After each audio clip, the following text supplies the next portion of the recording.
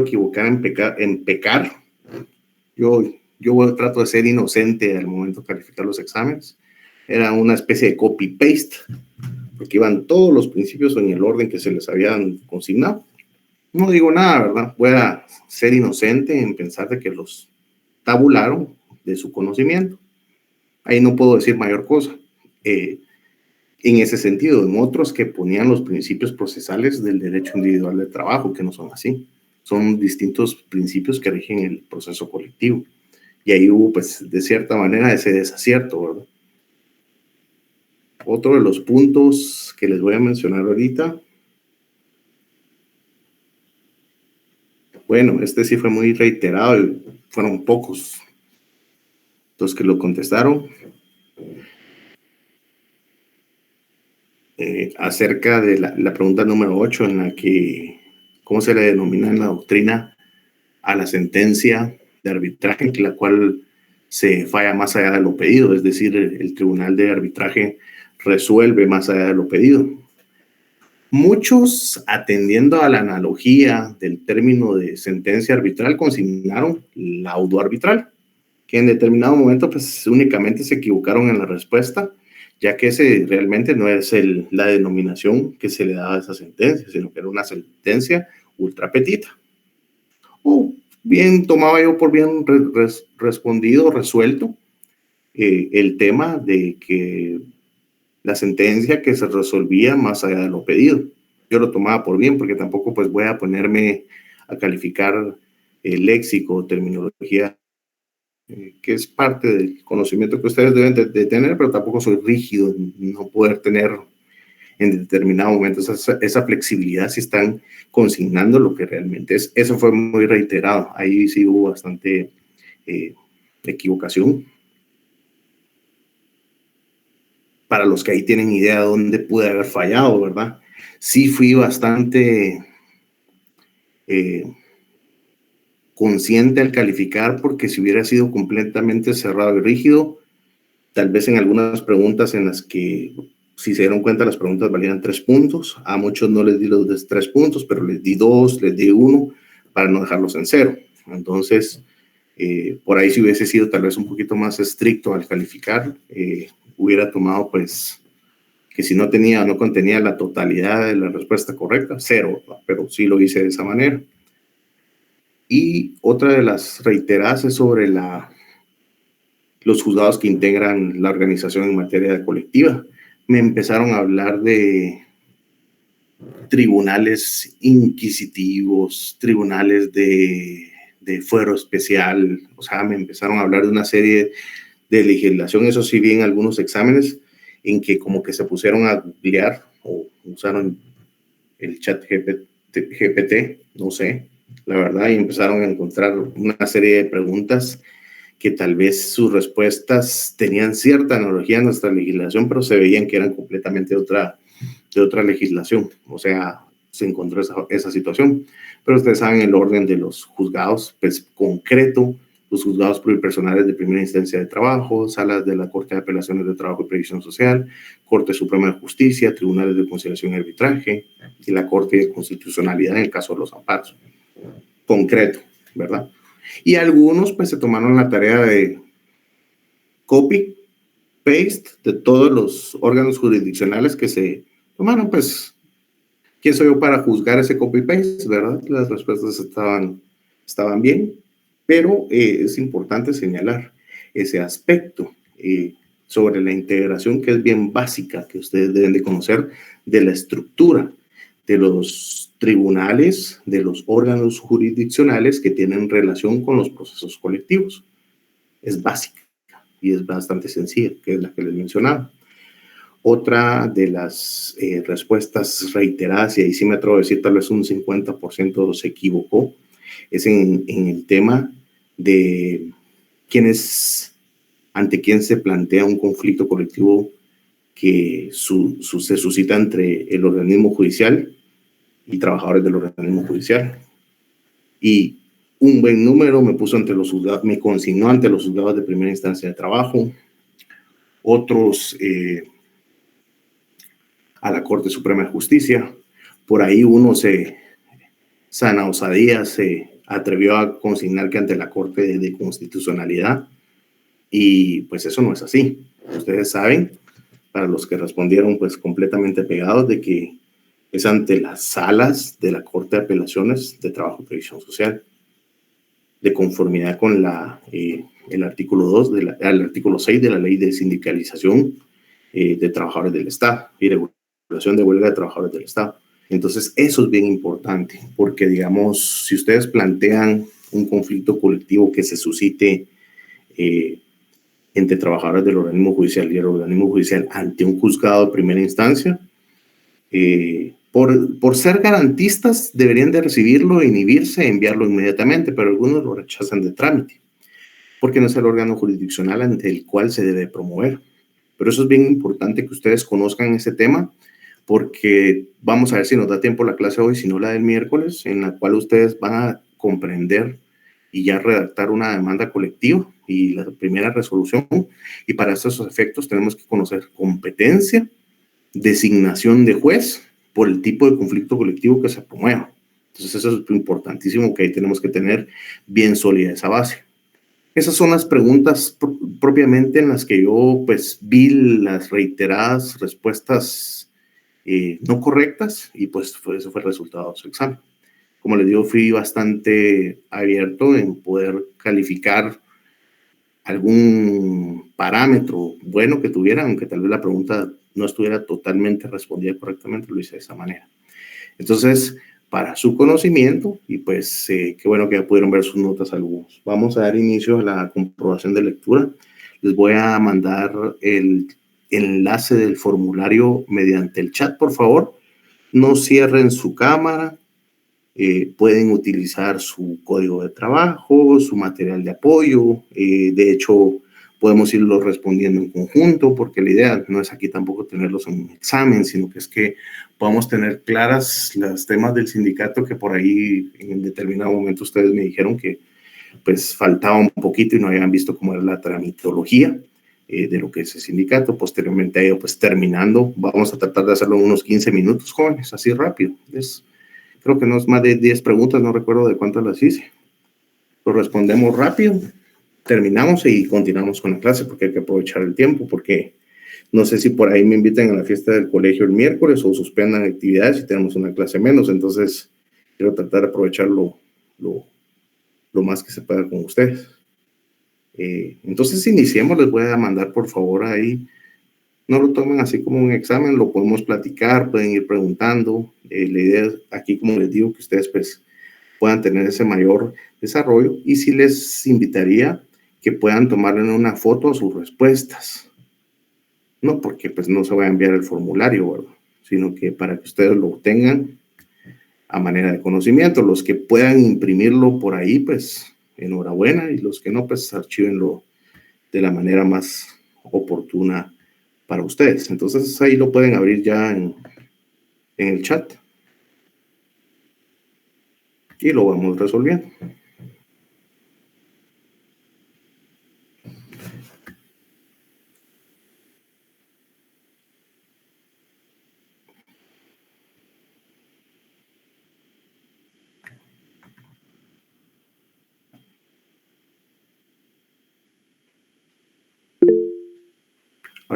Ahorita voy. 2, 3, 4, 5, 6, 7, 8, 9, 10, 11, 12, 13, 14, 15, 16, 17, 18, 19, 20, 21, 22, 23, 24, 25, 26. Son 26 preguntas. Me excedí un poquito, pero bueno. Con la ayuda de Eli, pues van saliendo más rápido.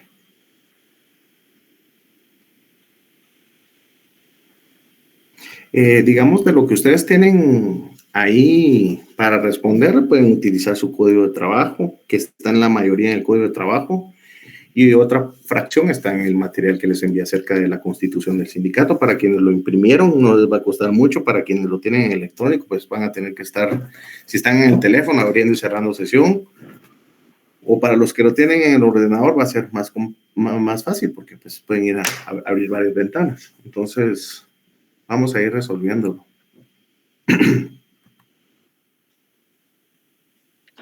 Lick, buena tarde. Disculpe, ¿podría mandarlo al grupo también de WhatsApp?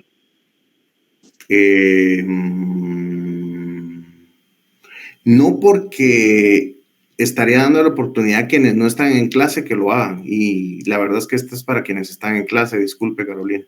Ok, Lick, gracias. Con gusto.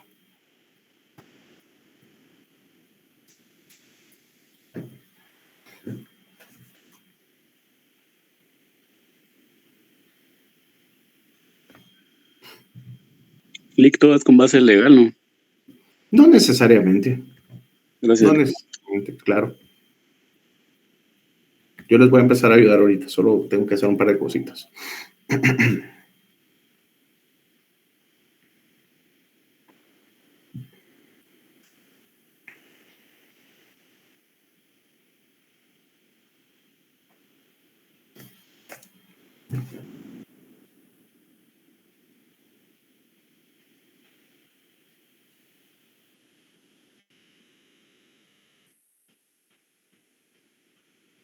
Yo creo que hasta en orden se las puse a ustedes.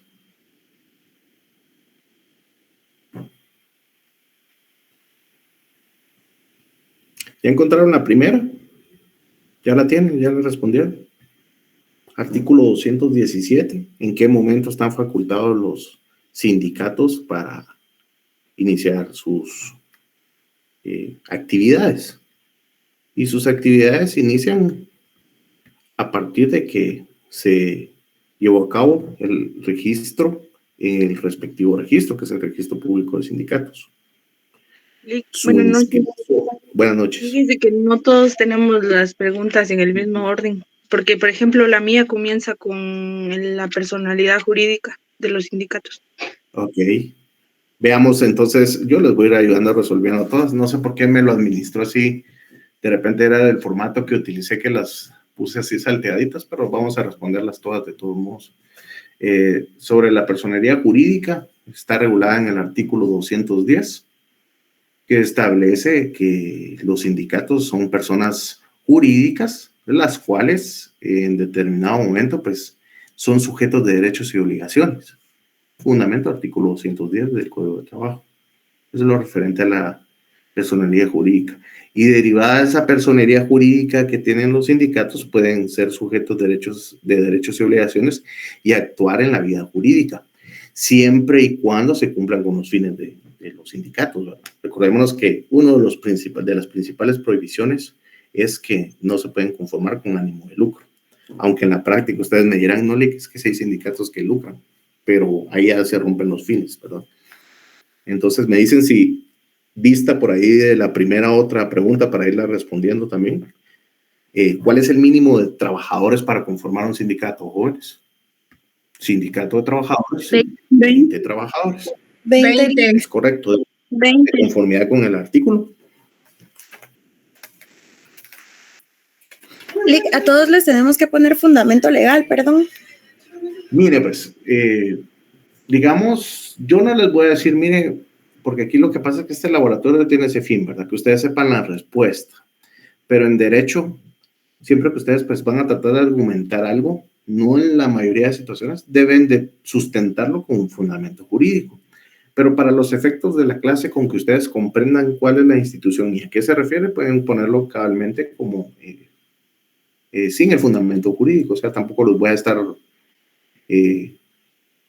poniendo con esas limitaciones o con esas prerrogativas para que respondan, ¿verdad? Pero sí es importante. Ustedes acostúmbrense a ir contestando la mayoría de respuestas, tanto orales como verbales, con su fundamento de derecho, porque eso también desde ya empieza a denotar de ustedes una técnica jurídica propia para lo que se ven en la vida, porque ustedes cada vez que van avanzando en la carrera, pues en determinado momento tienen que desarrollarse más en sus habilidades técnico-jurídicas, porque viene un examen técnico profesional, que esa es una de las cuestiones principales que se evalúa. Pero para efectos prácticos y que de ir comprendiendo los conceptos, hagámoslo de esa manera. Entonces me dicen en qué más les puedo ir ayudando para que lo veamos respondiendo rápido. La definición legal de sindicato, jóvenes, artículo 206, ahí establece cuál es la definición legal, ¿verdad? La definición legal, pueden contestarla ahí, es la que establece el artículo 206 del Código de Trabajo, que establece que es toda asociación permanente de trabajadores o de patronos o de personas de profesión u oficio independientes, constituida exclusivamente para el estudio, mejoramiento y protección de sus respectivos intereses y económicos y sociales comunes. Esa es la definición legal.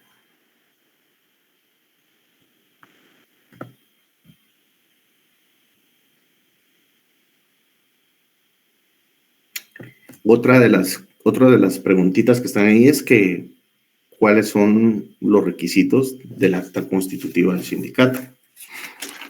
Los requisitos del acta constitutiva del sindicato están regulados en el artículo 218.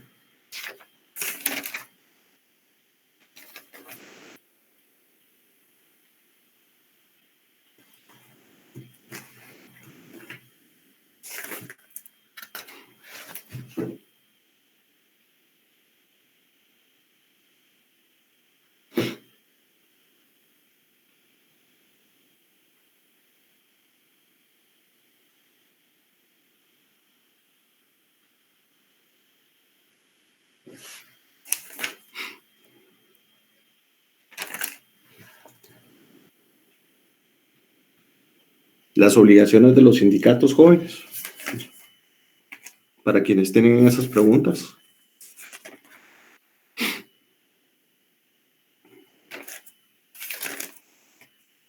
Están enmarcadas en el artículo 225 del Código de Trabajo. Yo les pido ahí que enumeren dos. Pueden fundamentarla en el artículo 225 del Código de Trabajo. Sencilla la respuesta puede ser: una de las obligaciones es llevar los libros debidamente sellados y autorizados por el Departamento Administrativo de Trabajo. Esa sería una. Extender el recibo de toda cuota o cualquier otro ingreso. Esa sería otra de las obligaciones de los sindicatos.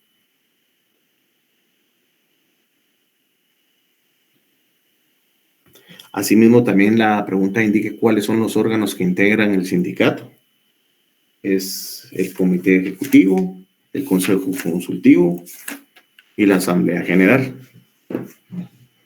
Esos son entre los tres órganos del sindicato. ¿Cuál es la finalidad del sindicato?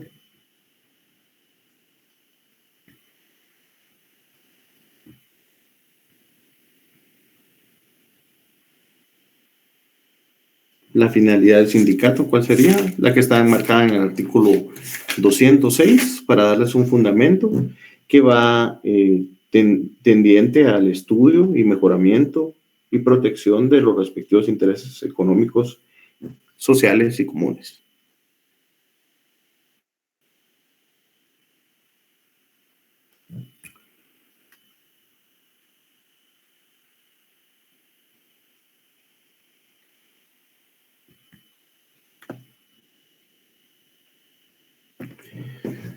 Otra de las preguntas es: ¿en qué momento se deben de presentar los avisos de inamovilidad de los trabajadores por la conformación de un sindicato?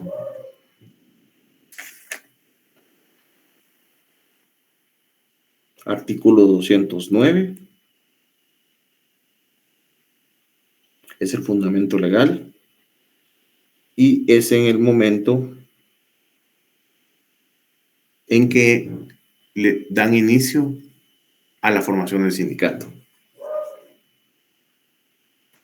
Puede ser después de que ya hicieron la primera asamblea, faccionaron el acta de la asamblea correspondiente, establecieron los estatutos, eligieron el comité ejecutivo y el consejo consultivo provisional. Puede ser después de eso, no. Tiene que ser al momento en que se inicia la conformación del sindicato, que es previo a la celebración de la asamblea. Porque el espíritu de esa norma es que la formación del sindicato esté protegida por esa institución que es la inamovilidad, para que el patrono, en aras de desboronar o de destruir jurídicamente esa conformación, despida a los trabajadores, y que por no tener esa protección jurídica que brinda el dar el aviso a la Inspección General de Trabajo, pues despiden audita aparte, ¿verdad? Y prácticamente ya no se puede conformar el sindicato. Entonces es en ese momento, en el momento en que se da la formación del sindicato. Artículo 209 es un fundamento. Lick, disculpe, ¿Sí? los órganos que integran el sindicato se dijo comité ejecutivo, el consultivo, y el tercero, ¿cuál era? La Asamblea General. Ah, ok, sí, gracias. Que es el órgano supremo del sindicato. Muy bien. Lo referente a la prohibición al doble cargo en un sindicato está regulada en el artículo 207, tercer párrafo, que se refiere a que en el caso de que algún miembro del sindicato ocupara algún cargo político remunerado, se procederá a la suspensión total de la relación de trabajo mientras dure dicha circunstancia, es decir, mientras esté en el cargo político. Entonces no puede haber una dualidad en cuanto al doble cargo como miembro de un sindicato. Esto de conformidad con el tercer párrafo del artículo 207.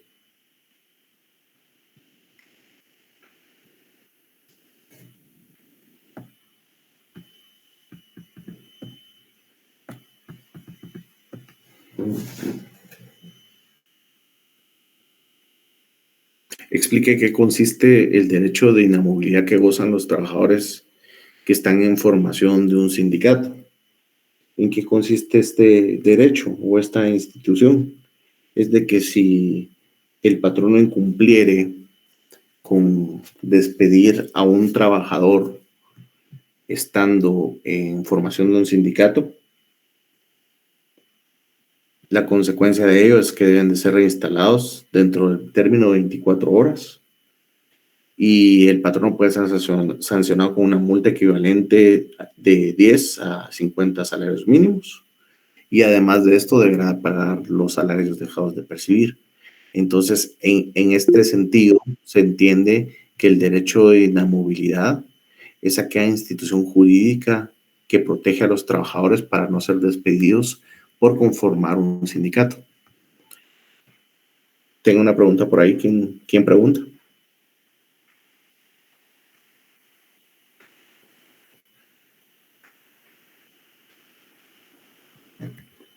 Muy bien.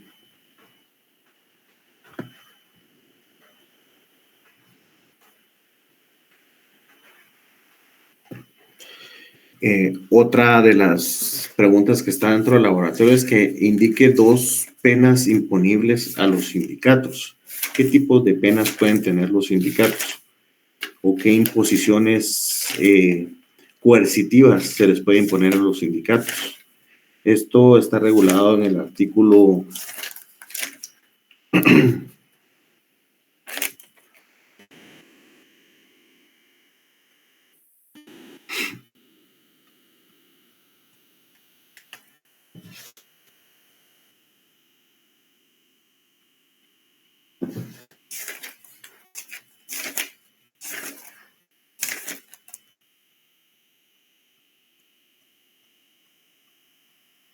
213 del Código de Trabajo, y las 2 penas que establece este artículo es una multa cuando sea punible en ese sentido, o en su caso extremo, la disolución del mismo por incumplir con ciertas normas expresamente establecidas en el Código de Trabajo en cuanto a el inicio de la disolución del mismo.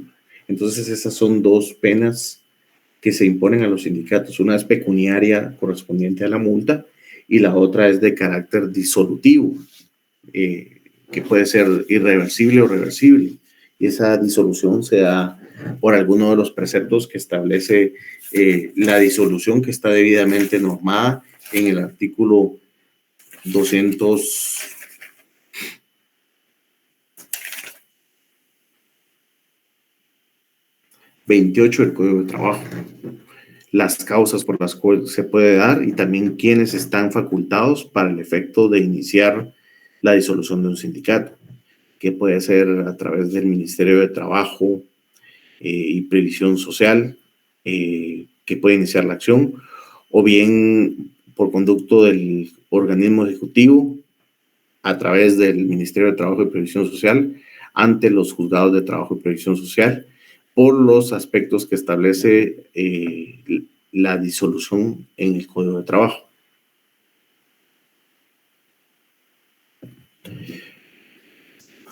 Hay otra pregunta que establece acá. ¿Sí? Disculpe, ¿será que me puede explicar lo de la multa? Con mucho gusto. La multa puede ser imponible a los sindicatos en caso de que incumplan con alguna norma preceptiva que establece el Código de Trabajo. ¿Y en qué sentido va a ser esta multa? Es una multa pecuniaria que puede interponer la Inspección General de Trabajo cuando verifique que el sindicato ha incurrido en la vulneración de una norma preceptiva o prohibitiva del Código de Trabajo. Como por ejemplo, les voy a citar uno de ellos, el no dar un permiso sindical a un trabajador que goza de ese derecho. Esa es una. Dos, que teniendo la obligación con sus agremiados, no se les extiendan las constancias correspondientes de las cuotas ordinarias y extraordinarias de las cuotas sindicales.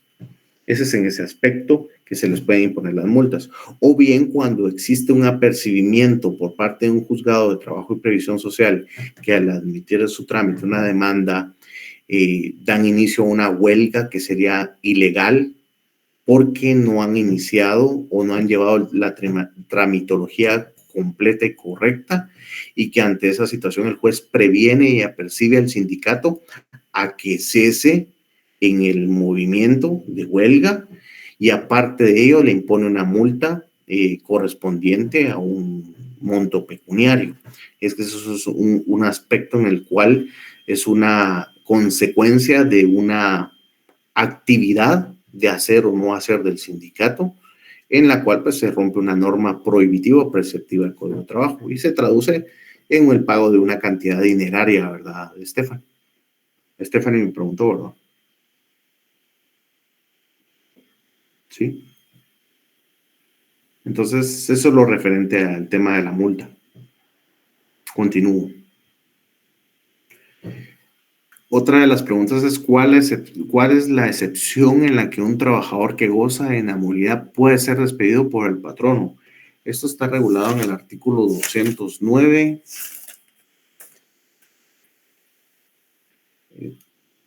Tercer párrafo. Digamos, el hecho que exista una prevención decretada por un juez de trabajo o en su caso exista un aviso de inamovilidad en la cual pues un trabajador está formando o es parte de la formación de un sindicato y que esa protección jurídica se le da el haber dado ese aviso de la formación, no quiere decir que el patrono no pueda despedir a ese trabajador. Por supuesto es que la protección de inamovilidad es que no pueda despedirlo arbitrariamente, pero recuérdense que de todo hay en la viña del Señor. Así como hay buenos patronos, hay malos trabajadores y viceversa. Entonces, en el caso de que uno de estos trabajadores sea malo, que vulnere las normas del Código de Trabajo, específicamente del artículo 77 del Código de Trabajo, el tercer párrafo del artículo 209 establece que el patrono sí puede dar por iniciada la cancelación del contrato. Y para esto, pues, se debe invocar una causal de despido debidamente comprobada. y debidamente notificada, es decir, hacerle saber al trabajador el motivo de su despido para que él goce también de su derecho constitucional de defensa y pueda aportar las pruebas de descargo. Pero en este caso, ¿qué es lo que quiere decir precisamente esta institución? Es que no por el hecho que tenga una inamovilidad del trabajador, no pueda ser despedido, sino que si incurre en una causal de despido que establece el artículo 77 del Código de Trabajo, el patrón lo puede despedir, pero siempre y cuando se lleve el debido proceso correspondiente, ¿verdad? Entonces, para que tengan ahí esa respuesta, tercer párrafo del artículo 209. Dígame, Ángel, le escucho. Licenciado, tengo una duda en la pregunta que corresponde a ¿cuáles son las causas por las cuales a instancia del Ministerio de Trabajo y Previsión Social los tribunales de trabajo y previsión social deben declarar disueltos los sindicatos? Lo tengo en el 226, que es la forzosa, en el 227 la legal, ¿verdad? Y la voluntaria, que es en el 228, pero dice que es por los tribunales de trabajo y previsión social deben declarar disueltos a los sindicatos. Esa es la legal, ¿verdad? Sí, es correcto. Ok. Y la otra pregunta que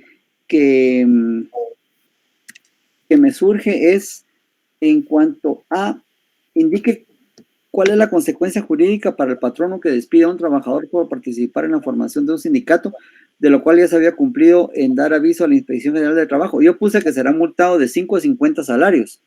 Si el patrono percibe por más de el 209. Es correcto. Y luego tengo otra. Ajá. Esa es una, y la otra sería reinstalar al trabajador en su puesto de trabajo en las mismas condiciones laborales que venía desempeñando o en mejores condiciones. Ah, reinstalar al trabajador. Sí, reinstalar al trabajador. Ya, y la otra es que se me mezcla un poco al momento de ser despedido un trabajador por iniciar la formación de un sindicato sin autorización de un juez. ¿Qué procede y cuáles son las consecuencias jurídicas para el patrono? La encuentro muy similar. Explique fundamentalmente. Sí, en este caso, la consecuencia jurídica de haber despedido al trabajador es que, no obstante el patrono haya despedido de una manera ilegal, porque es ilegal, y arbitraria al trabajador, naturalmente va a ocupar ese puesto de trabajo por otra persona, ¿sí? Porque el trabajador va a iniciar un proceso que se denomina como una denuncia, que se lleva en la vía de los incidentes, en la cual se tramita la reinstalación, que en esa parte es donde tiene la similitud con la anterior pregunta que usted mencionaba. Y que esa reinstalación va a tener como consecuencia el que el trabajador sea reinstalado, porque aquí no vamos a utilizar otro término que no sea legal, porque muchos dicen reincorporado, sino que la palabra técnica jurídica adecuada es reinstalado en su mismo puesto de trabajo, en las mismas condiciones laborales, antes del despido, debiéndole pagar los salarios dejados de percibir desde el momento del despido hasta su efectiva reinstalación. Para explicarles siempre cómo es eso un poquito. Es decir, como esto es un proceso, el artículo 209 establece que es dentro de las 24 horas. Ese término tal vez se haya cumplido ya por los años 40. Donde no había mucha mora. Sí, es un término irreal primero para la realidad morosa de los tribunales. Segundo, para las etapas recursivas que existen dentro del proceso, porque recordémonos que de conformidad con lo que establece el Código de Trabajo y que supletoriamente se utiliza la ley del organismo judicial, de lo que regula el artículo 135 al 140 referente a los incidentes, es que se le da el trámite al incidente, la denuncia de reinstalación se lleva en esa vía y derivado de ello se emite una resolución que es apelable, y ahí es donde viene la ampliación del plazo. Obviamente el patrono va a apelar y se va a dar el proceso correspondiente de apelación en la sala de apelaciones, que puede durar una N cantidad de años. No iba a decir de meses, pero es de años. Entonces, un proceso en ese sentido de reinstalación que puede durar 3 o 4 años, de todo eso se les tendrá que pagar salarios dejados de percibir. Pero recuérdense esto, y esto yo recuerdo a lo lejos que se los dije tal vez en Derecho Laboral 1, algún momento se los mencioné, sobre el tema de la reinstalación y la indemnización, que son dos pretensiones distintas que no pueden coexistir. O es una o es otra. Porque muchos dicen, mire, voy a solicitar mi indemnización, pero voy a solicitar mi reinstalación. No puede ser así. Y si solicita su indemnización, es porque se finalizó la relación de trabajo y la indemnización es una consecuencia jurídica de un despido injustificado o bien de un despido en el cual se consienta la indemnización universal, por una parte. Por otra parte, la reinstalación tiene otro efecto jurídico diferente, que es el reinstalar al trabajador en su mismo puesto de trabajo, en las mismas condiciones laborales o mejores, y que la consecuencia aquí es que, si bien es cierto, hay una interrupción del vínculo laboral, al haber un fallo firme por parte de todas las etapas correspondientes del proceso, al ser reinstalado, todo ese tiempo se computa como una relación de trabajo, es decir, hubo una interrupción ilegal, pero por una orden judicial es reinstalado en su puesto de trabajo y es como que si la relación de trabajo hubiese sido continua.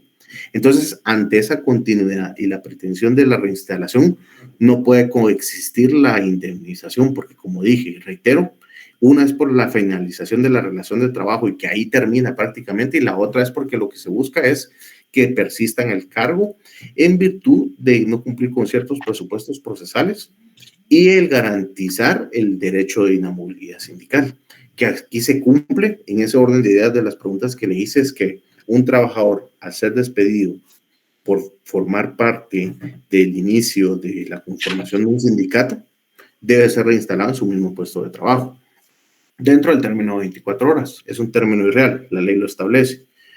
Se dicta el auto, que es la resolución en la que obra dicha orden judicial, pero al notificarle al patrono, el patrono tiene el derecho de plantear su recurso de apelación y ahí corre va de nuevo y es todo el trámite, ¿verdad? Entonces, en ese sentido, tal vez tratando de ampliarles para que comprendan más el tema de la institución de la inamovilidad y de las consecuencias jurídicas de incumplir con ese precepto, se lleva todo ese trámite.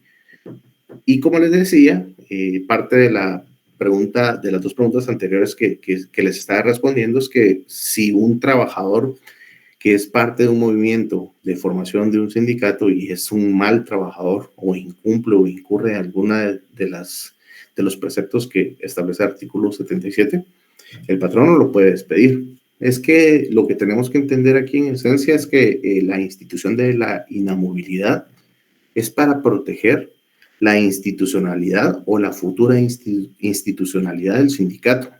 Porque si no, al despedir a los trabajadores que forman parte de ese inicio, queda sin razón de ser y no va a conformarse el sindicato. Entonces ahí es donde se traducen los principios que inspiran la Constitución Política de la República de Guatemala, reforzados por aquellos convenios internacionales en materia de derecho colectivo de trabajo, concretamente en el tema de la inamovilidad sindical, que trata de garantizar esa esfera de la inamovilidad sindical. Entonces, es en ese sentido, y para ampliarle, Ángel, espero haberle respondido ampliamente. Sí, licenciado, gracias. Muy bien. Había otra que ya la respondí, pero me quedé con la duda, lo del ánimo de lucro del sindicato. Yo puse el 226 literal B. 226 literal B. Veamos. Y ejercen la disolución cuando ejercen el comercio o la industria con ánimo de lucro. Esa es una de las causas, ¿verdad? Digamos, tal y como lo establece el artículo 210, es que los sindicatos pues no pueden actuar con ese ánimo de lucro. Dista de esa naturaleza de la conformación de la personería jurídica, porque esa prohibición es expresa tanto en el artículo 206 como en el artículo 210. Y que derivada de esa consecuencia que existe de iniciar actividades de lucro que son más mercantiles que propias de un sindicato, da lugar para lo que usted dice y lo que usted fundamenta. Artículo 226, literal B, que da lugar para iniciar la disolución del sindicato. Ya. Sí. O sea que ahí tendría que poner también artículo 210. Artículo 206, 210 y 226, literal B. En uno estamos en el 206 y en el 210 estamos hablando, primero en el 206 de la naturaleza del sindicato. En el 210 estamos hablando de que es una prohibición expresa para los sindicatos actuar con ánimo de lucro. Y en el artículo 226, literal B, establece la causal para iniciar la disolución del sindicato, que es por iniciar actividades con ánimo de lucro. En el 210 me dijo que era en el 206 por su naturaleza, en 210 por la expresión prohibitiva de actuar con ánimo de lucro. Ok. Voy con otra. Muy bien. Gracias. Con mucho gusto. Me quedó duda. Yo puse pues en los órganos que integran el sindicato, la Asamblea General, el Comité Ejecutivo y el Consejo Consultivo. Pero como no pide fundamento legal para fundamentarme en caso de pregunta de privado. Claro. Veamos de primero referente pero vamos a concretarnos en el 223, que es el funcionamiento e integración del Comité Ejecutivo. 224 sobre las funciones del Consejo Consultivo. Y 225. No, solo el... 224, no. 223 para el Comité Ejecutivo. 224 para el Consejo Consultivo. ¿Y 222? Y 222 para la Asamblea General. Ok, gracias. Sí, con gusto.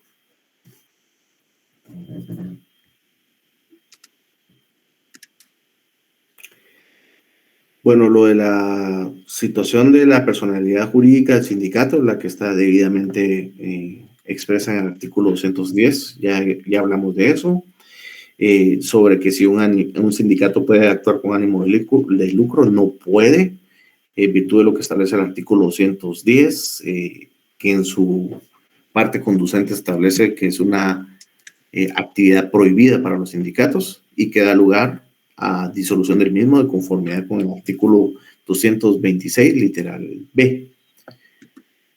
Otra de las preguntas es: indique si un sindicato puede adquirir bienes. Explique y fundamente sus respuestas. Sí puede adquirir bienes, en virtud de que por ser una persona sujeta a derechos y obligaciones y conformar una persona jurídica abstracta, puede iniciar ese tipo de actividades en las cuales pues, puede adquirir bajo todas las formas que permite el derecho civil para la adquisición de bienes, y su fundamentación legal se encuentra en el artículo 210 del Código de Trabajo.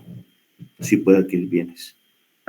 Yo en esa con ánimo de lucro no, más bien sí para sus actividades. Dígame, Ángel. Yo puse en esa que sí se puede, porque los sindicatos, sí se puede, los sindicatos legalmente constituidos y los bienes que sirvan para cumplir con los fines de mejoras en las condiciones de económica y social de los trabajadores, tal como está en el 210. Sí, está bien. Bueno. Sí, muy bien. Es que usted lo dijo bien técnico y yo me basé. Digamos ahí, eso digamos, vamos a hablar de ese ejemplo claramente de lo que usted dice, Ángel. Digamos, usted tiene la esencia y eso es lo que a mí me gusta, que ustedes puedan tener eso, la esencia de la respuesta, aunque sea literalmente de la ley. Pero entonces ustedes ya tienen una idea. Ustedes lo que tienen que ir generando desde ya, es más, desde el inicio de la carrera, es ese ejercicio que va concatenado con la oralidad, la lógica jurídica y la fundamentación legal. Y con ese orden de ideas que ustedes pueden tener, establecer sus respuestas con un criterio propio, ¿verdad? Porque tampoco estoy diciendo tengan el mismo criterio que el licenciado Alan Jiménez o tengan el mismo criterio que este tratadista. No, ustedes pueden tener su propio criterio siempre apegado a las normas, utilizando su intelecto en ese sentido que les digo. Y lo van a ir ganando conforme ustedes van practicando, ustedes van hablando, ustedes lo van diciendo. Y eso es importante porque la oralidad es importante para la carrera. No, yo no, fíjese que yo me voy a dedicar al notariado, hasta para el notariado, jóvenes, porque si les toca en determinado momento celebrar un matrimonio, tienen que echarse un speech. Y si les dicen los novios, miren, fíjense que nosotros queremos que hable de la figura del matrimonio y si nos puede expresar un poquito de doctrina, de dónde nace la figura del matrimonio más allá del derecho romano, y les empiezo a decir, y ustedes decían que no tenían que hablar, o sea, en el derecho siempre van a tener que hablar, y qué mejor empezarlo a hacer desde ya, porque cuando ustedes lleguen a su examen técnico profesional, pero vean más allá en el ejercicio profesional, les va a servir. Y eso que usted hizo, Ángel, concretamente usted tiene la idea, poco a poco va ganándose el léxico, poco a poco le va poniendo esos tintes, ¿verdad? Esos tintes, ese speech, esa parla jurídica, técnica, concatenada con la lógica jurídica, fundamentada con la ley, ¿verdad? Entonces les quería hacer esa mención. Gracias, Lick. En la finalidad de los sindicatos, el 206, ¿verdad, Lick? Es sí. Sí, 206. La finalidad concretamente es esa, de que actúan bajo el estudio de sus situaciones sindicales, el mejoramiento y la protección de sus intereses, que pueden ser no solo económicos, sino sociales comunes. Recordémonos que, si bien es cierto, las actividades del sindicato no son de lucro, distan de cualquier actividad mercantil. Estamos hablando de una actividad, pero de la retribución por pertenecer a un sindicato sí pueden existir mejoras económicas y que no van a ser porque estén iniciando una actividad mercantil, sino que por el ejercer una función de trabajadores, sus derechos laborales van mejorando y dentro de ellos es lo económico y lo social. Ya les he hablado de una serie de derechos sociales que pueden existir. El seguro social es uno de ellos, un seguro médico que le pueda dar la institución, una clínica médica que pueda existir dentro del centro de trabajo, permisos para exámenes técnicos profesionales en los privados, el permiso para elaborar la tesis, una serie de derechos sociales que puedan existir en relación a cumplir con los fines del sindicato, que no son estrictamente económicos, ¿verdad? Pásale. Con gusto. Se nos ve la clase ustedes. ¿Cómo van? ¿Ya terminaron? Yo veo que ya dos ya mandaron su respuesta. Yo todavía no, porque voy... Tampoco los voy a correr. Lick, disculpe, ¿podría volver a explicar eso de la prohibición a doble cargo de un miembro de un sindicato? Claro que sí, eso está regulado en el artículo 207, tercer párrafo, que se refiere propiamente a que al trabajador que ocupe un cargo político remunerado, es decir, un cargo público, no puede tener esa relación de trabajo directamente porque existe una duplicidad en los cargos, tanto de trabajador dentro de un centro de trabajo como el cargo político. ¿Por qué existe esta prohibición dentro del Código de Trabajo? Existe propiamente por la siguiente razón. Es que lo que el legislador ha intentado es blindar jurídicamente a los sindicatos, porque en la época en que fue constituida esa norma y derivado los aspectos en los cuales en determinado momento los sindicatos fungían o trataban de que no fungieran como grupos de poder y que esa norma prohibitiva existiera era para que no hubiese una intervención política por parte de una persona que pudiera tener intereses de poder de cierta manera parcializar un sindicato. Y lo que se busca en este sentido es que los sindicatos sean pura y exclusivamente las partes que se vean involucradas en los conflictos y que no exista ningún tipo de conflictos de intereses que pueda atentar en contra de la autonomía y que al atentar en contra de esta autonomía se irrumpa en los fines concretos del sindicato, que es el estudio, el mejoramiento de las condiciones económicas y sociales de los mismos. Entonces, propiamente esa norma prohibitiva lo que busca es que ese trabajador no tenga un cargo político mientras esté en el ejercicio de sus funciones sindicales, para que no exista esa intromisión. Les voy a poner un ejemplo. Aquel, que no voy a mencionar su nombre, que anda en las calles con un sindicato que ustedes ya saben cuál es, que funge como un grupo de presión, porque lo es, él no podría, y ahí viene la situación, él no podría tener un cargo político, pero sí lo tiene de una manera abstracta. No sé si han visto cómo están esperando en determinado momento los grupos de presión en la sociedad guatemalteca, más en este momento en que se pronuncie uno u otro actor, y entre ellos es uno de los que están esperando que se pronuncie. Me refiero a aquel líder sindical de lo que es la educación. No voy a decir su nombre, ustedes ya saben quién es. Entonces, esta persona en determinado momento, a pesar de no tener un cargo político, irrumpe con esta norma, porque su carácter tal vez de cargo no es político, pero sí funge en determinado momento un poder político abstracto, porque ustedes lo pueden ver sentado con uno y otro presidente, y que cuando él dice, ahí van todos los maestros, ¿verdad? Bueno, no todos, porque no todos están tampoco con ese movimiento, pero un buen número. Entonces, en ese sentido, y poniéndoles ejemplo, lo que se busca es blindar a los sindicatos para que no exista esa intromisión y rompa con la esencia de lo mismo. Licenciado, Sí. yo tengo un poco de duda en qué momento quedan facultados los sindicatos para inicios de actividades. ¿Es en el momento en el que 216. 218 estaba viendo yo. Perdón, me permita. En el que son registrados en el registro de sindicatos, o cuando se publica en el diario oficial. No, es cuando ya son aceptados en el registro público de sindicatos y son inscritos, porque ahí hay una notificación, y a partir de esa notificación de la resolución de admisión de su personalidad jurídica, ya están debidamente facultados. Esa publicación en el diario oficial es para cumplir con el principio de publicidad y que se le dé la valía o la certeza jurídica al sindicato. Eso es únicamente por un tema de publicidad. O sea que sí sería el 218 literal de verdad. No. Es el 217, Ángel. Pues gracias, Martín. 217. Por eso establece, como dice el compañero propiamente, en el momento de suscripción en el registro público de sindicatos.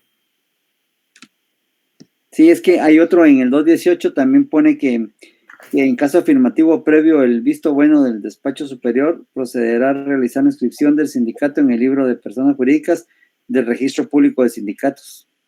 Sí, ese también puede ser. Es que es el que yo me acordaba, pero está bien claro en el 217. Gracias, Marta. Gracias, Lick. Con gusto.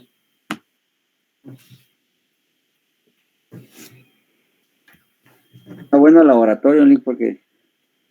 Lo que pasa es que es como también se va saliendo de dudas, porque digamos, no es lo mismo que tengamos una sesión entre clase y resolvamos el examen, a que tengan una sesión entre compañeros y que el IC no se dé cuenta y ustedes lo resuelvan. Entonces, mejor hacerlo así, ¿verdad? Y bueno, yo leí bastante, pero pues por eso tengo noción estaba rectificando, pero esto lo obliga a uno a volver a encontrarlos en la ley, y ya se le queda a uno un poco más. Y fíjense que ustedes que este tipo de ejercicio lo que genera es que en determinado momento quienes tal vez no pudieran tener la duda en ese momento, al momento de plantearle a un compañero también le nace la misma duda y de una vez la despeja. Entonces eso es lo sano de este tipo de laboratorios, ¿no? Sí, porque los otros compañeros que han preguntado también me han aclarado ahí lo que... Sí, claro, eso es lo importante, ¿verdad? María de los Ángeles tiene el uso de la palabra, Disculpe, ¿será que me podría ayudar con la que dice, explique lo correspondiente a la exención de impuestos fiscales a los sindicatos?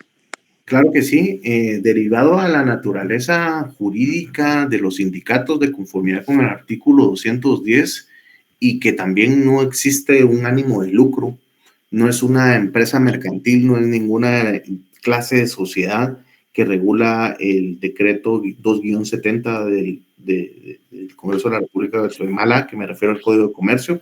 El artículo 10 pues, establece cuáles son las formas en las cuales se establecen las sociedades no encuadra en ninguno de estos aspectos. Esas sociedades a las que me refiero, que están reguladas en el artículo 10 del Código de Comercio, son personas jurídicas dedicadas a sus actividades con ánimo de lucro. Poniendo eso como una analogía, que por ser un ánimo de lucro existen obligaciones contables, financieras, jurídicas y fiscales por el tipo de ejercicio o actividad que tiene. Dando paso aparte a esta explicación, tenemos que obedecer a la naturaleza de los sindicatos, que es la que refiere el artículo 206, artículo 210, referente a las actividades de los sindicatos que son para el mejoramiento, estudio de sus bienes económicos y sociales comunes, y la otra es que por estar prohibido el ánimo de lucro y que al final de cuentas esa situación de no ser personas jurídicas que se dediquen al comercio, a actividades lucrativas, el Estado ha establecido a través de la legislación que por no tratarse de actividades lucrativas no debe de cobrarse ningún tipo de impuestos, ningún tipo de impuesto fiscal ni ningún tipo de impuesto municipal, ya que atentaría en contra de las arcas de una institución que no se dedica no tiene fines económicos. Por lo tanto, como una coadyuvación a sus actividades, no le pone ese detrimento en su conformación y en sus actividades que les conllevaría en determinado momento una carga económica. Entonces, esa es la razón de ser por la cual el artículo 210 del Código de Trabajo establece la exención de impuestos, que propiamente pues se da por esa situación que le explico. Sí. Pero muchas gracias, Lick. Sí, gracias. Con gusto, María de los Ángeles. Lick, perdone, ¿me podría ayudar con la que dice al momento de ser despedido un trabajador por iniciar la formación de un sindicato sin autorización de un juez? ¿Qué procede y cuáles son las consecuencias jurídicas para el patrono? Claro, con mucho gusto. En este caso, la procedencia de las consecuencias jurídicas es que el patrono debe de reinstalar al trabajador en su mismo puesto de trabajo, en uno de iguales o mejores condiciones laborales y pagar los salarios dejados de percibir. Aparte de esto, pues será sancionado con una multa equivalente de 10 a 50 salarios mínimos. Y en caso de persistir la negativa de ser reinstalado, se podrá duplicar esa multa. Entonces, la consecuencia jurídica acá, en primer término, es ser reinstalado al trabajador. En segundo término, ya es uno de orden pecuniario, que es resarcir al trabajador con el pago de los salarios dejados de percibir. Y por otro lado, es penalizar al patrono por incurrir en el incumplimiento de una norma prohibitiva, y que eso da lugar a la imposición de una multa de 10 a 50 salarios mínimos. Entonces, referente a esto, son claras las consecuencias jurídicas del patrón. Reinstalar al trabajador en su mismo puesto de trabajo o en uno de iguales o mejores condiciones y pagarle los salarios dejados de percibir. Más allá de eso, también la multa de 10 a 50 salarios mínimos, de conformidad con lo que establece el artículo 209 del Código de Trabajo.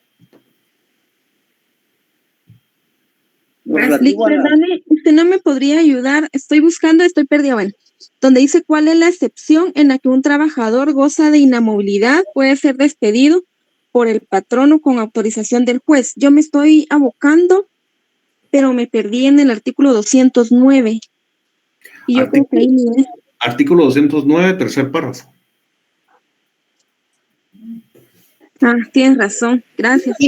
Licenciado, disculpe, esta que usted acaba de decir las consecuencias para el patrono, pero también hay otra pregunta que creo, no sé si se repite o es distinto, donde dice, indique cuál es la consecuencia jurídica para el patrono que despide a un trabajador por participar en la formación de un sindicato, de lo cual ya se había cumplido en dar aviso a la Inspección General de Trabajo. Sigue siendo eso de ser sancionado con una multa y la reinstalación del... Ah, no, solo ser sancionado con la multa porque es la consecuencia para el patrono, ¿no? Sí, digamos en este caso, Laura, sería el tema de la consecuencia jurídica que tiene correlación con la pregunta que usted decía, en el sentido de que el patrono deberá reinstalar al trabajador y pagarle los salarios dejados de percibir. Y como una consecuencia pecuniaria es la imposición de la multa de 10 a 50 salarios mínimos. Ok, gracias. Con gusto.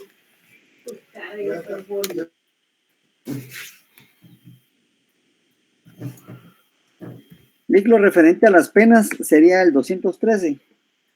Sí, 213 referente a una pena de una multa o la disolución del sindicato de conformidad con los incumplimientos que se puedan dar de los ya mencionados en el 225, 226 y 228, creo. Sí. La forzosa, la legal y la voluntaria. Sí. Lic, una pregunta. Oh, dale. Diga, Byron. Esa que dice hasta cuántos días después de la formación de un sindicato gozan de inamovilidad los trabajadores. Artículo 209, 60 días. Bueno, gracias. Déjeme ver porque eso sí me lo dije en memoria. Sí, artículo 209, 60 días. Lic, perdone. Diga, Julián.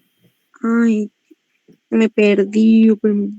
Dice, explique en qué consiste la provisión de doble cargo de un miembro del sindicato. Eso no es de simultáneo, sí. Donde no pueden estar en dos. Se refiere a lo que establece el artículo 207, tercer párrafo, en cuanto a lo que le explicaba el compañero del cargo político. Gracias. Con gusto.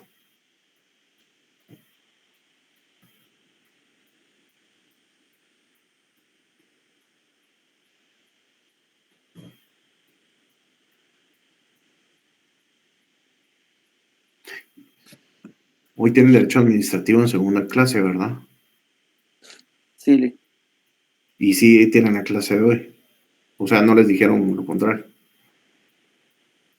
No, pero el Lic, como le dije el otro día, que empieza un poquito despacito. Sí, se conecta 10, 12 minutos más tarde, en lo que da un tiempo. Ok. Yo para pensar en su cafecito y su panito. Yo me lo tomé antes porque después ya no da tiempo. Sí, es cierto. Hasta la cena. ¿Y qué piensan ustedes de regresar a presenciales? ¿Están felices? ¿O mal acostumbrados?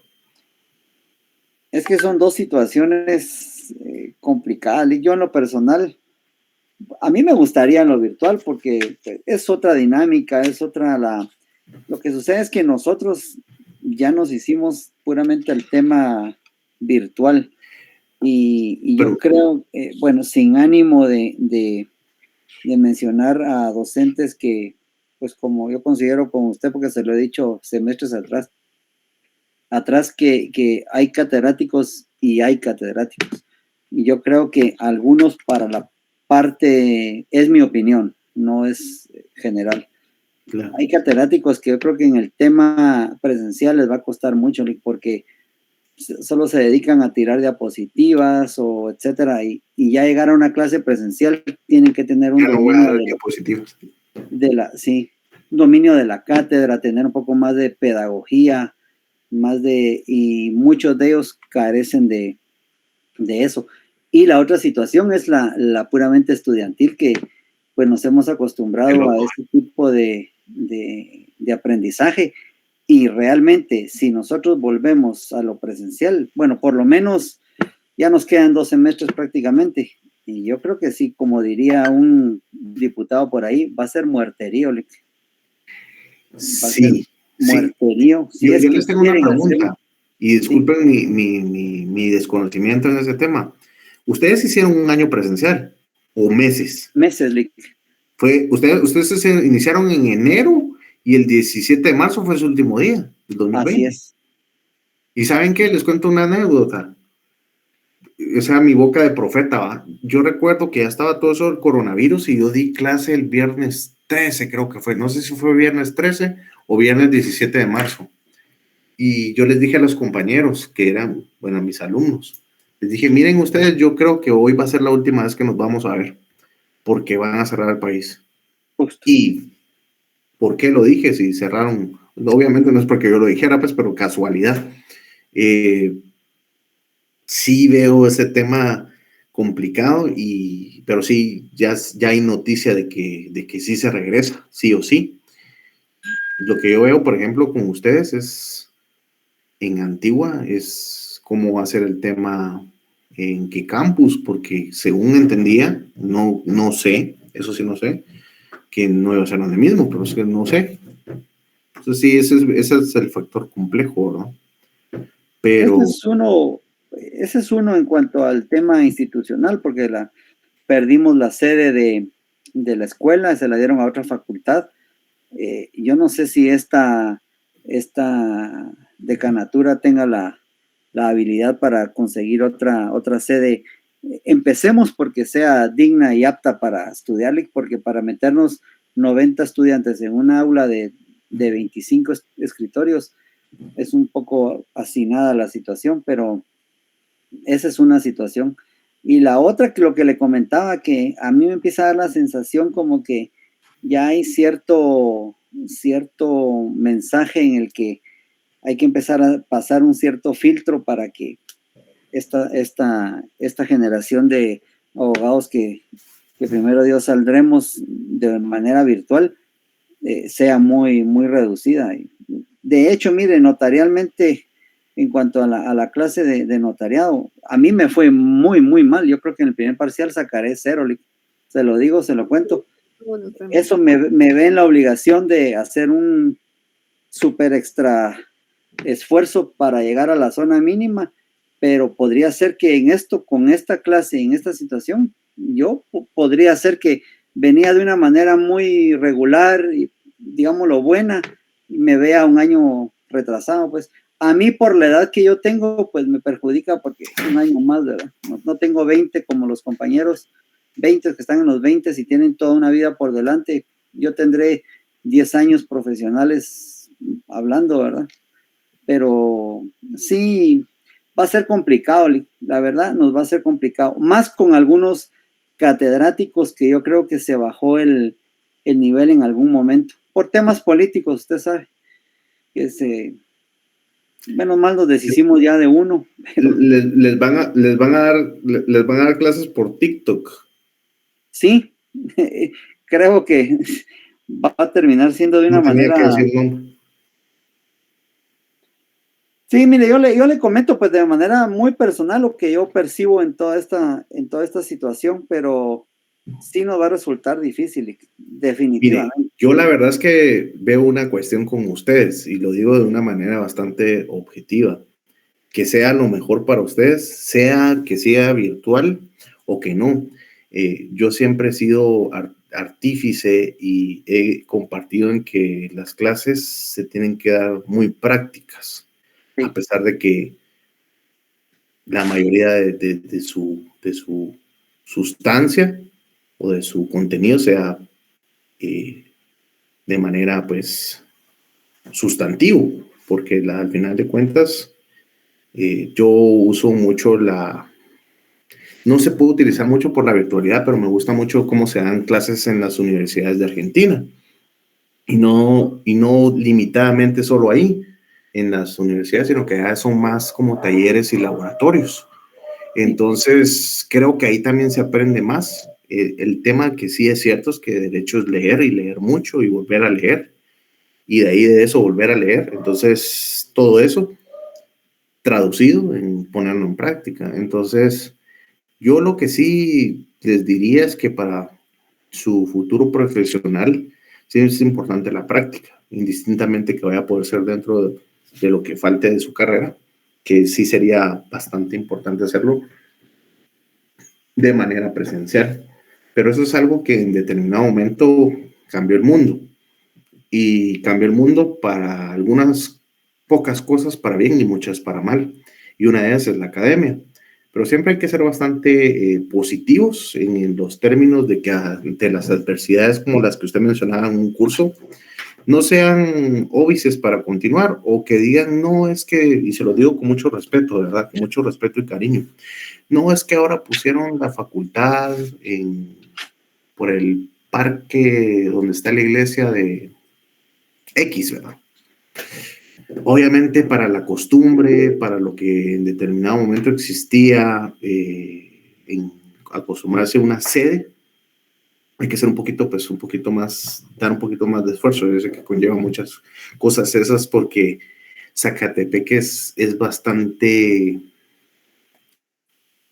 cosmopolita y es una ciudad que en determinado momento pues se integra por los municipios aledaños porque todas las actividades o la mayoría se centran en Antigua.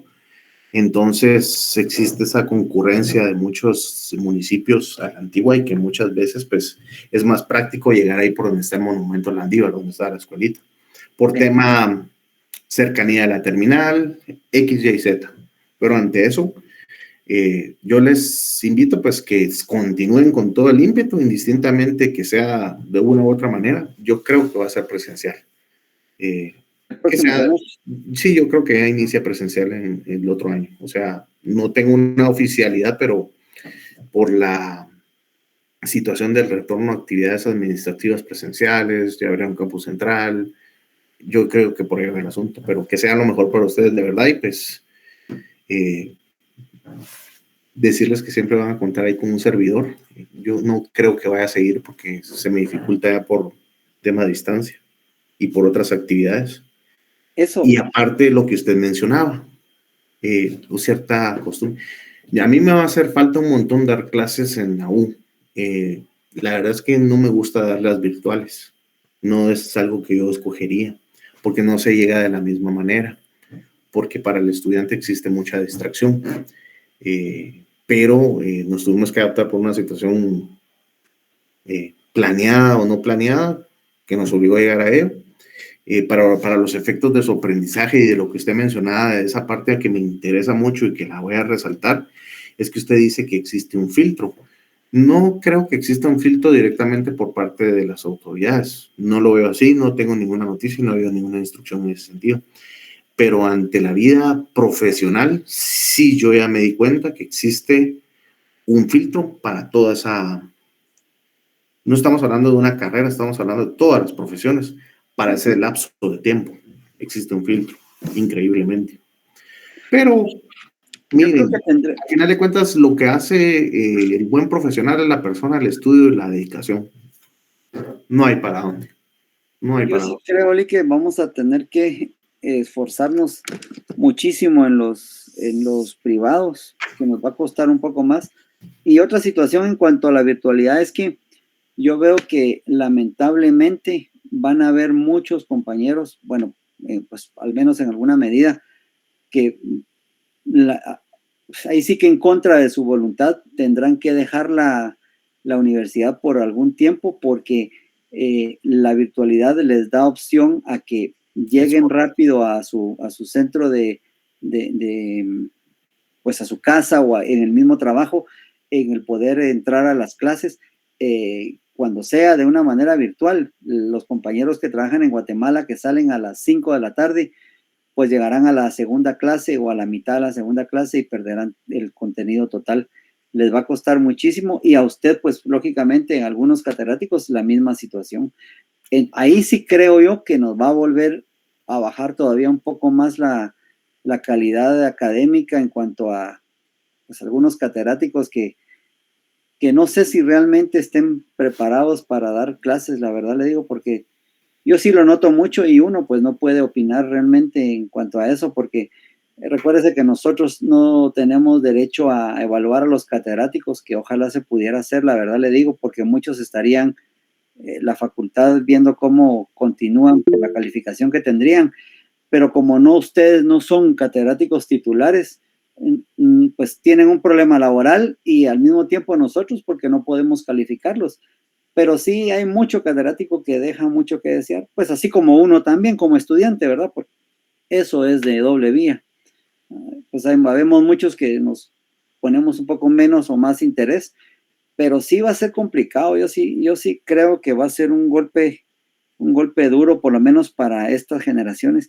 Lo que me surge a mí como idea es que yo veo que esta carrera perfectamente, porque ocurre en otros países también, podría ser un 60-70% virtual, continuar en esta dinámica, pero tener mucha regla en cuanto al acceso a la academia, en cuanto a asistencia, en cuanto a formas de dar la clase de los catedráticos, y podría hacerse, y tener una parte práctica mejorada en cuanto al bufete y a otras cosas que tendría que aplicarse de otra manera, ¿verdad? Pero la carrera se presta para una forma virtual, la verdad, porque en otros países llevan, pues en España, le comento, hay una universidad que se llama Universidad Nacional a Distancia, y usted estudiaba y cada semana le enviaban los CDs con las clases, fíjese, y usted estudiaba carreras. Y eso antes de que pasara la pandemia. No, le estoy hablando que yo tuve la oportunidad de estudiar un técnico en España en el año 93, 94, 95, 96 y 97, y era a través de la Universidad Nacional a Distancia. Entonces usted le enviaban vía, vamos a llamarle FedEx o UPS, estas empresas de cargo, le enviaban los CDs adelantados para la semana que le tocaba. Entonces usted los veía, los escuchaba, y usted se examinaba. Algunas veces de manera presencial, solo llegaba al examen, y otras veces usted tenía que llenar el examen y enviarlo por correo. Imagínese lo arcaico que era, pero se estudiaba ya de esa manera. Ahora envía usted un examen en segundos, los trabajos le envían a usted el material por N cantidad de medios. Claro. Y eso ya sucedía. Herramientas. Sí, carreras puramente teóricas, como por ejemplo los internacionalistas, ¿verdad? Los que estudiaban diplomacia, carreras de estas, era a través de la Universidad Nacional a Distancia. Técnicos, lo que yo estudié fue un técnico que por cierto no lo logré terminar por razones totalmente ajenas a mi voluntad, técnico en mecánica dental. Era pues de esa manera a distancia, le enviaban el contenido y usted tenía que llegar sábados o domingos, que más o menos funcionaba como lo que hay aquí en algunas carreras, que es plan fin de semana, ¿verdad? Claro. Usted llegaba solamente o el sábado o el domingo a las prácticas desde las 7 hasta las 6 de la tarde. Entonces era un sacrificio que también hacían los estudiantes, que aquí se podría perfectamente hacer con algunas carreras. Pero fíjense que en cuanto a eso, Lico, ahorita que le toqué el tema de España, yo hace mucho le hice esta pregunta al catedrático que nos dio Derecho Laboral 2, el siguiente al que usted nos dio. Y yo lo sentía hasta un poco molesto al licenciado. Yo me voy a enojar también. ¿Cómo? Yo me voy a enojar también. No, pero es que fíjese que fue una pregunta que... ¿Cómo? Es broma, le digo. Gracias. Fue una pregunta que venía al caso porque era la parte, no era la parte procesal obviamente, pero en cuanto a los sindicatos, yo tuve la experiencia de pertenecer a 2 sindicatos, pero en estos países, específicamente en España, no sé si usted lo sabrá o lo conocerá, me imagino obviamente que sí, el tema de los sindicatos allá funciona y la formación un poquito diferente a la de aquí, porque de hecho en su gran mayoría los grandes sindicatos, le hablo de la UGT, de comisiones obreras, de, por ejemplo, ya sindicatos muy regionalizados como LAV, que son vascos. Usted trabaja para X empresa y usted se puede afiliar a cualquier sindicato de los que existen a nivel nacional. Y los sindicatos a nivel empresarial casi no existen. O sea, allá es ni siquiera la confederación ni la federación de sindicatos, sino son un sindicato a nivel nacional. El más fuerte en muchos años fue UGT, y ahí Unión General de Trabajadores, y luego el de comisiones obreras, que unos eran más socialistas y de acuerdo a la política que estaba en el gobierno, pero se trabaja totalmente diferente, porque usted como empleado de una empresa, habían gentes que se encargaban de ir a todas las empresas a afiliar trabajadores, y no necesariamente un sindicato como lo tenemos aquí, con la formación que hemos visto en esta clase suya, de la formación de un sindicato a nivel de una empresa. ya sea gremial, de empresas o de industria, vamos a clasificarlo, sino que era a un nivel nacional. Todas las mejoras que se veían en estos sindicatos y todo lo que se exigía al gobierno eran aplicables a los sindicalizados. Para nivel nacional. O sea, si se veía un aumento en el salario mínimo, no era para la empresa Nestlé, para la empresa Incatecu, la que fuera, sino que era para todo el trabajador de todo un país, ¿me entiendes? Claro. Y era la lucha de los sindicatos por ver quién lograba más afiliados y lograba a través de ellos todas estas mejoras, como estamos viendo ahí en el artículo del objetivo de los sindicatos, ¿no? En el 206, pues ver las mejoras para todos los trabajadores, pero no eran sindicatos propiamente de empresas, claro, sino que eran nacionales, así es como funciona. Sin ver especificaciones de en qué empresa se habían formado, no. Y que el interés común era los intereses de los comunes, tanto económicos y sociales, de la clase trabajadora en general, de los que estuvieran afiliados, y que los beneficios no eran únicamente para los afiliados, sino que para toda la clase trabajadora. Funciona un poquito paralelo y análogo a lo que son los sindicatos anglosajones, porque en el tema de por ejemplo, de los Estados Unidos, de igual manera, los sindicatos que existen, en determinado momento, las mejoras que puedan darse para evitar los lockouts, ¿verdad? Tratan de ser extensivas a todos los trabajadores o a los que conformen los sindicatos o sean parte de los mismos, y los derechos son percibidos por toda la clase trabajadora. Ahora, en el tema de las empresas o los sindicatos empresariales, ya que usted mencionaba y tocaba ese tema, es importante porque no solo se da en el tema de la legislación española, sino que en muchas de las legislaciones latinoamericanas no se da o no es muy común el tema de los sindicatos de empresariales. En Guatemala había un par, pero no existe un auge en ese sentido. Se da más que todo por el celo empresarial que existe en determinado momento, ¿verdad? Pero concretamente la naturaleza de los sindicatos en otros países, como los que usted mencionaba, son más extensivos y sus beneficios son de carácter exponencial. Ahora bien, aquí en Guatemala es limitativo, porque la naturaleza de los mismos se traduce en que se conforman los sindicatos para cierto sector y para cierto grupo de trabajadores. Ahí vemos, por